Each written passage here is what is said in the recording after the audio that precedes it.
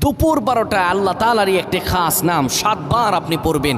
পড়ে আল্লাহ তাআলার কাছে দোয়া করবেন। আপনার যত প্রয়োজন আছে, যত মনের আশা আকাঙ্ক্ষা আছে, আল্লাহ সকল কিছু কবুল করে নেবেন। যখন দুপুর 12টা বেজে যায়, দোয়া কবুলের সময়, তখন আপনি সকল কাজগুলো তখন বন্ধ করে একটু যায় নামাজ বিছিয়ে পবিত্র হয়ে ঘরের একটা কোনায় কিংবা আশপাশে যদি মসজিদ থাকে মসজিদে চলে যান।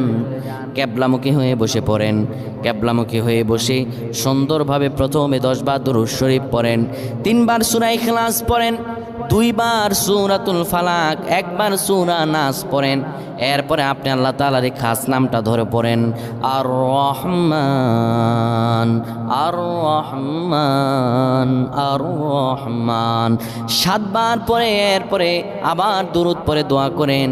আল্লাহ তাআলার কাছে চাইতে দেরি হবে, কিন্তু আমার রব আল্লাহ আপনার দোয়া কবুল করতে দেরি করবেন না।